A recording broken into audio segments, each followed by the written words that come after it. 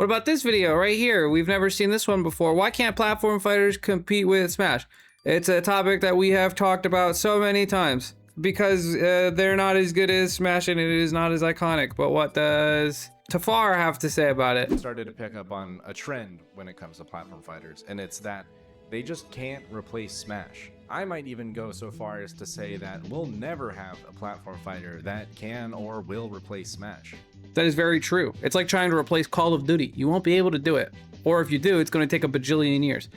And you're going to have to make your release schedule very bad, because I feel like Call of Duty's kind of falling off, but that's just because like they release Call of Duty every year and it sucks every year. But it's also the same game every year. At least Smash doesn't do that. So maybe I'm just wrong and Smash will actually never ever be replaced, because they got the formula on lock. And I think there's a lot of reasons why it's like that, but I think the biggest reason, well, outside of IPs, sound design. I think Nintendo has incredible sound design. We'll take Nickelodeon All-Star Brawl 1 as an example. That game was actually a huge success, even though many of us recognize it and remember it as, well, bad. That's kind of a lot of money. Coming from me, a guy who played that game competitively. Nick Brawl 1 sold extremely well. It was made on a shoestring budget with like less than a year of game development time. And so, you know, however you want to measure it, I think that I'm surprised that NASB had like such a big turnout. That's kind of crazy. It was such a short-lived game, and they got how much money? Brawl 1 did do really well. It was a successful game. But I think, you know, what we're after isn't whether or not these games succeed by some relative terms. I think what we're really after is why can't these games kill Smash or, you know, compete with it or be a peer? I will quickly gloss over and mention games that are successful by, you know, relative terms again, like Rivals of Aether 1 and 2.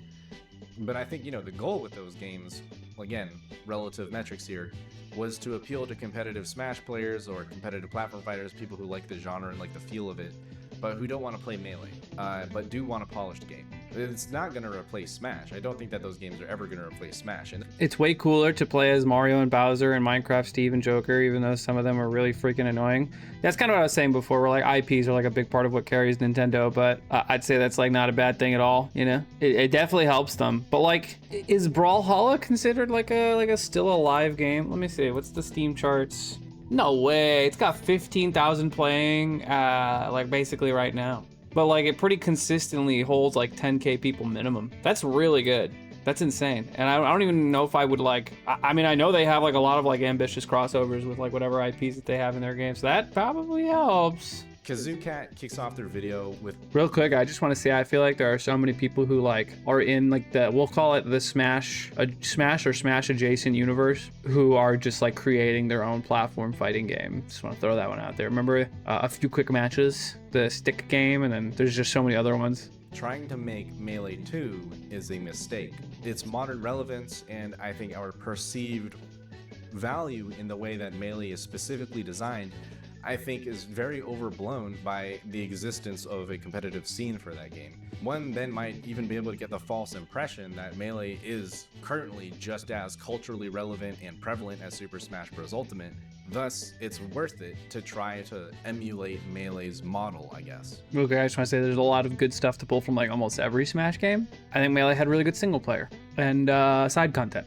We love Melee's mechanics and how the game feels, but even though that stuff matters a lot to us, and you included assuming you're a sweat like me, and that stuff matters a lot to the people who are often responsible for developing modern platform fighters, it just really doesn't matter to a lot of people, to a majority of people actually. Most people just aren't hungry for a super fluid, competitively balanced game. They just want a game that's fun, whatever that means, and that's it. That's true. I feel like that's kind of like a big, or at least a part of the reason why like Rivals isn't bigger is just because it caters to like competitive so hard. There's just not a lot for the casual gamer to get into, and there are a lot more casual gamers than there are competitive gamers. I don't know why that took me so long to get. How many people of those 15,000 Brawlhalla players do you think are actually good at the game? Probably not a lot. So good to the Brawlhalla devs for scooping up that casual audience. So that's why I think trying to use Melee as the model and using that really as like the core of your attention that you're giving to this game in development, I think that is a mistake. I can't ignore that there are hugely popular mainstream competitive games like League of Legends, Overwatch at the time, and of course Valorant. I played Brawlhalla a lot with my friends in high school because it was free and good for low-end computers. Honestly, I played that a little bit too when I was in high school too. I played it a little bit because I could like download it on my laptop, and I played on keyboard, and I was sick and nasty with it. That's actually not true, but League became a competitive spectacle, like a peer to many global physical sports. I'm not gonna dive into like how that even the hell am I happened, looking but I at guess we can say in the background? at least, right, that if you want to market or push a platform fighter into the cultural zeitgeist as a competitive spectacle, that might be how you can get a leg up on Smash and maybe try to become a peer or a competitor or kill it, I guess. I don't like the terminology to kill Smash. Nobody's gonna kill Smash. They can exist alongside it, but they'll never Smash killer. I mean, it's just, I think like, you know, dramatic person, like, you know, like terminology people use for some weird reason, you know? The character designs are fun. There's lore to read in comics, and now there's also like Arcane, the show. Old League really like I think people do like a little bit of lore and like good, well-written characters. I think that's kind of the reason why Deadlock is kind of getting popular. It's just because the game is like genuinely interesting outside of it being fun.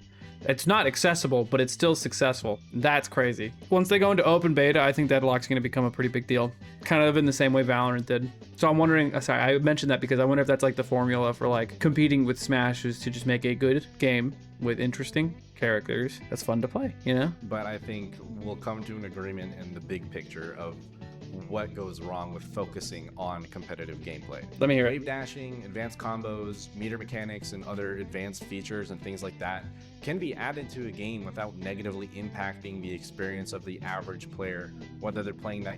See, it's weird because I almost agree with what he's saying. Because, like, yeah, like if there's like advanced techniques in the game, you can still have fun without using them. But like when I played Mario Kart World, I don't know if it's just like me, like it's genuinely a skill issue, right? But like I saw people doing like these like really cool, complicated like jumps, shortcuts that they were finding with like the weird mechanics in Mario Kart World, and I was just like so turned off at that point that I just didn't want to play Mario Kart World anymore. If I'm playing online, I'm probably just never gonna beat those guys, or like, you know, just use items and catch up and stuff. But that just didn't sound very fun to me. I felt like the skill set that I learned from playing like Mario Kart 8 and every, you know, Mario Kart beforehand was kind of just tossed out the window when they were just like, no rules, which it's a good and bad thing, right? Because if you keep things kind of samey, you know, the people who were used to it before kind of feel like they can stick with it and they'll still have a good time with it. But then also people will naturally get sick of that same gameplay loop. So maybe just adding more fun stuff is the way to go, which is what they tried to do. And it kind of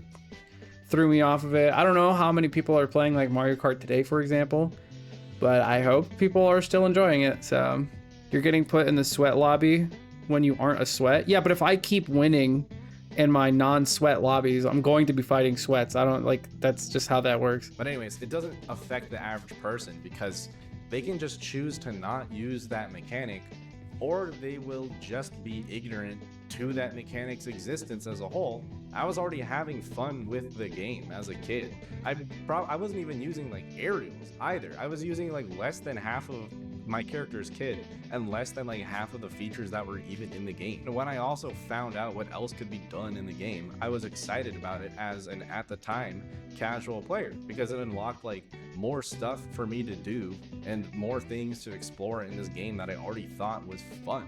I think what's important is that like he was actually enjoying the game. I don't think I was enjoying Mario Kart World, just for the one-to-one comparison I was talking about before.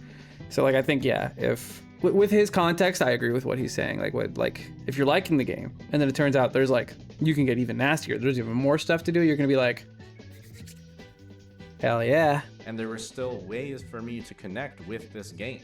As silly as it may sound, throwing coins into that little gacha vending machine and trying to collect all the trophies and then reading their bios and stuff like that. I did do that stuff as a kid, but I also don't think I could have read. I think I was just looking at the pictures realistically.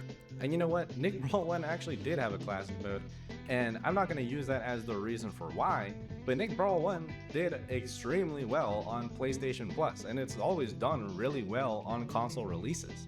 So somewhere out there might be groups of little Timmies or whatever going over to each other's houses to play Nickelodeon All-Star Brawl 1, and in 10 years or whatever, there'll be a huge resurgence. It'll never catch on as a mainstream game. It will never be a game that you see people bring to parties like Smash. Well-polished visual. Someone rolled up to a party and booted up NASB 1 Bro.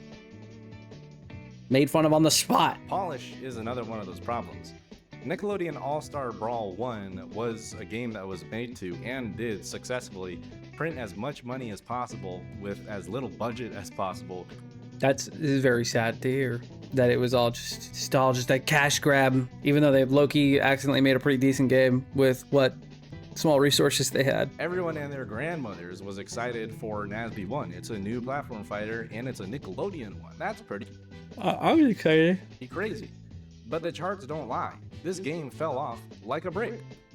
True. I was excited because I thought they were going to keep throwing money at it. I would have kept playing if so. And then also at this point, let me just give a quick shout out to Brawlhalla players, because I'm surprised it took them this long to mention Brawlhalla. I mentioned them way in the beginning because they're like the only successful IP that is not Smash right now. And it's that it was actually a very successful alternative to Smash, and it still is pretty successful and has a pretty big player base. You know, basically the Smash for people who don't have a Nintendo console. It was well executed enough to stick around. I wonder if it just came out at like the right time, because I'm gonna be honest, I have literally no idea when Brawlhalla came into existence. Basically, yeah, these games just miss a fundamental part of what makes a game fun.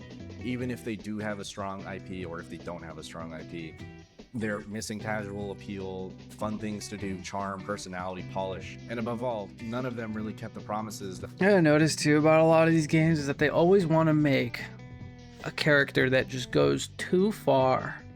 You know what I mean? Like Nasby had like, was it Tyranitar, the cereal guy, the dinosaur? What the hell was that? What was that about? Plup saw that and was like, yep. It was kind of insane what the hell they were cooking with that one. And then like, whatever, man. The one that had Iron Giant in it. You know the one. Oh, Reptar. Whatever, dude. Tyranitar. Bro, same thing. You know what I'm talking about. Reptar, Tyranitar, Tyrannosaurus Rex, the cereal man. Whatever, dude. Yeah, MVC, Multiversus. That's the one. They made an Iron Giant. And it's like, what are we doing? There's a reason that this isn't in the good Smash game. You know what I mean? What are we cooking with this? And then like, it's funny, like the first time you play against an Iron Giant, and then they're just like not doing anything and you're just beating them up, and then it's like, haha, that guy's dumb. And then you fight like an Iron Giant who plays like an absolute cuck, and then you don't want to play the game anymore because now it's every match that you're dealing with that, you know? That's I'd say that about sums up why can't platform fighters compete with Smash. It's just, I mean, honestly, he's kind of encapsulated the whole thing. It's just that it's not iconic enough. Sometimes they're not fun enough. Having it be free is definitely helpful in a lot of cases. I think that, like, you know, Nasby, for example, was held back by their full price tag. I think Multiversus was held back by like, honestly, the game just wasn't that fun after a while. Like conceptually, it's kind of cool, like a 2v2 fighter. And that's like by design what you were supposed to do was 2v2, 1v1 was kind of trolling. Which is weird because I think like Brawlhalla, for example, that's an ugly game, bro. I'm not gonna lie. I think Brawlhalla visually is an ugly game, but it's successful, so it is what it is. Brawlhalla is so ugly. Yeah, genuinely, ugly game, bad sound design. Things just don't have an oomph when you hit with it. I just hate it. Like I remember when I was doing a stream where I was playing with Sandstorm. The game was like, it was kind of fun. It was whatever. But like I had no clue I was like at risk of dying at some point. You know what I mean? Just because I didn't feel like I was taking a bajillion damage until I looked over and I saw my thing was like a deep red. Brawlhalla is also the main example of success. So clearly graphics and sound isn't the only thing. Yeah, I mean, I think low-key they got a little lucky, and I can't really prove it. And it sounds, I guess it sounds bad when I say it like that, but I think it's a little bit of luck. Massively accessible, I think, is like a really big part of it too. Like he said, like you could just download it for free and just boot up and you'd be fine. Just go hard, just go ham, go hard. People play that game. Yeah, I just saw that there's like currently like 15,000 players playing like right now, which is insane. I wonder how many people are playing Smash right now.